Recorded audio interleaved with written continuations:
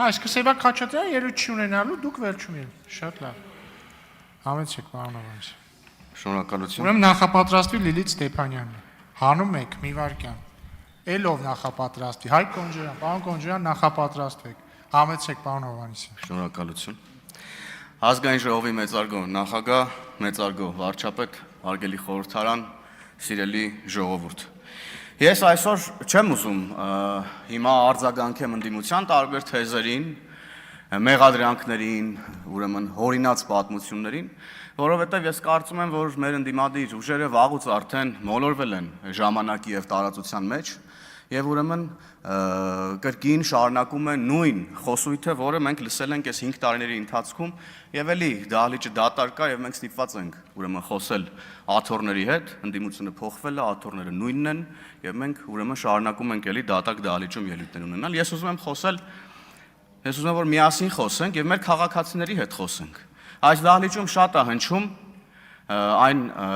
խոսույթը, որ դե չկա հանրային համերաշխություն, հասարակությունը բևեռացված է եւ այլն եւ այդպես շարունակ։ Բայց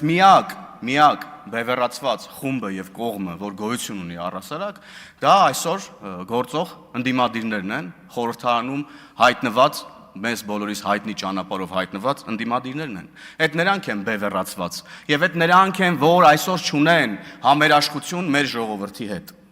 Եվ այստեղ եկել խոսում են, ասում են պետությունը ուժով պարտադրում է իր քաղաքականությունը։ Խոսում են մարդիկ, որոնք վախի մթնոլորտի, քաղաքական սպանությունների եւ այլնի միջոցով ստիպել են ձևավորել մի հանրային համերաշխություն, որը ձեռնտու է իրենց։ Ստեղծել են մի ճարտարապետություն, որի վրա իրենք կառուցել են իրենց ապօրինի գույքը, թալանը, հարստությունը եւ այլն եւ այդպես շարունակ։ Եվ նրանց գիտեք ինչը ամենաշատը դուր չի գալիս, իրելի քաղաքացիներ, դուր չի գալիս, այո, այս եւ նախորդող բոլոր կառավարության ծրագրերը, որովհետեւ այս կառավարության ծրագրերը քանդում են այն ճարտարապետությունը, որի վրա նրանք ապրել են, որի վրա նրանք գոյատևել են եւ այլն եւ այդպես շարունակ։ Նրանք ուզում են վերականգնել, հետ բերել են նույն հանրային համերաշխությունը, որը որ կար իրենց ժամանակ, սիրելի քաղաքացիներ։ Երբ որ դուք բոլորդ ներողություն, մենք բոլորս համերաշխ էինք, որ կարելի է քանդված այս ճանապարհներով գնալ, չգիտեմ, Հայաստանի տարբեր գյուղեր։ Մենք բոլորս ինչ որ մի պահի տասնամյակներ շարունակ համերաշխ ենք եղել, որ մեր երեխեքը ցեխի մեջով գնան դպրոց։ Մենք բոլորս, սիրելի քաղաքացիներ եւ ընկերներ, մենք բոլորս համերաշխ ենք եղել, որ կաշառքով գործի տեղավորվենք, դիպլոմ առնենք, հետո ծանոթով գնանք գործի տեղավորվենք։ Այս հանրային համերաշխությունն են ուզում վերականգնել այս մարդիկ։ Հիմա մի հատ նոր բան էլ կա, որ փորձում են արմատավորել, ուզում են համերաշխություն ձևավորել հարցի շուրջ, որ կաթողիկոսը կարա երեխա ունենա։ Ուզում են համերաշխություն ձևավորել, ուզում են ազգային համաձայնության հասնել այս հարցի շուրջ։ Այսենց ուզում են ազգային համերաշխության հասնել։ Ոնց որ եկել են կտրիչի, ուրեմն իրավունքներն են պաշտպանում այստեղ այս մարդիկ, նախորդ խորհրդարանում էլ հիշում էինք Ղարաբաղի դրոշներն էին բերել այստեղ դրել, իբր Ղարաբաղի պաշտպաններն են, ուրա, մի շաբաթում գնացին, լուծարեցին Ղարաբաղը։ Մի շաբաթ հիմա եկել են կտրիչին են պաշտպանում, տենանք կտրիչի ճակատագիրը ինչա լինելու, էլի կտրիչն էլ անգել իրանց ձեռը հիմա։ Այս հանրային համերաշխությունն են ուզում այս մարդիկ, ուրեմն վերականգնել, ուզում են էլի վերականգնեն այն համերաշխությունը, որ կարա երկրի ղեկավարը ոչ թե սաղմոսներ ասի, այլ անգամ հայրմերը չիմանա։ Ուզում են վերականգնեն այդ, որտեղ իրանք դիվահարվում են ամեն անգամ, սարսափում են, խառնվում են իրար, սաղմոս են լսում, խառնվում են իրար, որովհետև իրենց հոգևոր առաջնորդը դժվար թե կարողանա իրար հետևից մի 3-4 հատ սաղմոս ասի, սահուն կերպով։ Հանրային համերաշխություն են ուրեմն ուզում ձևավորել նաև ապօրինի գույքի շուրջ։ Ոնց որ այն ժամանակ էր։ Մենք համերաշխ էինք, կներեք, բոլորս էլ համերաշխ էինք, որ դե Քոչարյանն է, բա ոնց ունեցված չունենա, դե Ծառուկյանն է, բա հարուստ պետք է լինի, դե Սերժ Սարգսյանն է, բա հարուստ պետք է լինի։ Այս համերաշխությունն են ուզում վերականգնել։ Մի հատ էլ ընդդիմադիրներից Քոչարյանի դաշինքից մեկ եկել է, ասում է Ինչու եք ապօրինի գույքը մահակ դարձրել ընդդիմադիրների հետ հարաբերություններում։ Հələ մի րոպե։ Այդ ընդդիմադիրներին ու որտեղից է ապօրինի գույքը, որ մի հատ էլ եկել եք ստեղ ասում եք, որ մահակ եք դարձրել մեր գլխին այդ ապօրինի գույքը։ Այդ որտեղից ձեզ այդ ապօրինի գույքը։ Այ քեզ բան, հիմա եկել են ուզում են ուրեմն համաձայնություն ստեղծեն, համերաշխություն ձևավորեն այս հարցի շուրջ։ Եվ ուրեմն հակադրվում են այն ճարտարապետությունը, որը քանդում է նախորդիվ եղած հանրային ճակերտավոր համերաշխությունը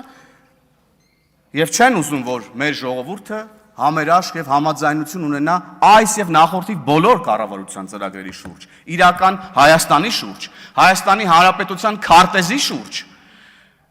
որովհետեւ մենք նաեւ այս դահլիճում, պարոն վարչապետ, ոչ մեկ անգամ ընդդիմադիրներին հարցրել ենք, որքան է Հայաստանի Հանրապետության տարածքային ամբողջականությունը քառակուսի կիլոմետրերով, այս մարդիկ չեն ասում։ Ընդհանրապես չեն ասում, անգամ ավելի հեռուն են գնում Քոչյանի դաշինքի ներկայացուցիչները։ Ասում են չենք ասի քանի քառակուսի կիլոմետր է Հայաստանի Հանրապետությունը, քանի դեռ ադրբեջանական զորքերը գտնվում են Հայաստանի Հանրապետության տարածքում։ Այսինքն սա ի՞նչ է նշանակում։ Սրա միտքը ի՞նչն է, ես ուզում եմ հասկանամ այս ընդդիմադիրների։ Ինչ են ուզում սրանով ասած լինել։ Եվ մեր ասածը մեկն է, սիրելի քաղաքացիներ, մեր ասածը հետևյալն է. գլխավոր հանրային համերաշխության առանցքը պետքա լինի Հայաստանի Հանրապետության սահմանադրությունը։ Եվ այն համերաշխությունը, որը իրենք ձևավորել էին նաև սահմանադրության շուրջ, մութ պադյեզներում,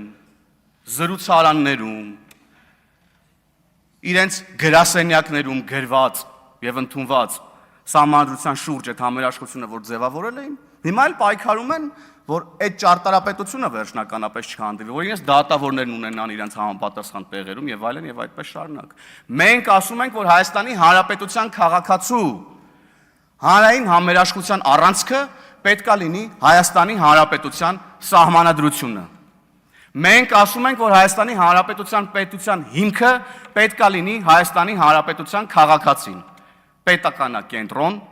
պետականա սեր, պետականա տենչ Հայաստանի Հանրապետության քաղաքացին։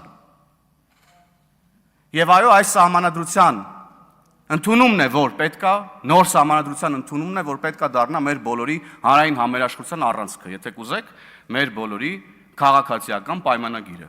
որով մենք պետքա ապրենք, զարգանանք, ուրեմն մեր Հայաստանի Հանրապետությունում, մեր ավետյաց երկրում։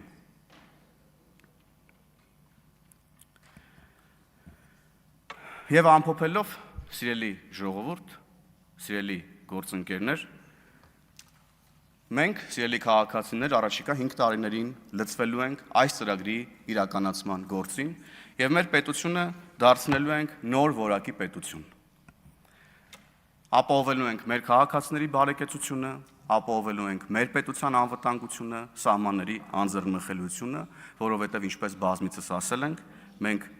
այլ հայրենիքներ փնտրելու կարիք չունենք, մենք հասել ենք մեր ավետյաց երկիրը, մեր Հայաստանի Հանրապետությունը եւ կեցցե Հայաստանի 4-րդ Հանրապետությունը։ Շնորհակալ եմ։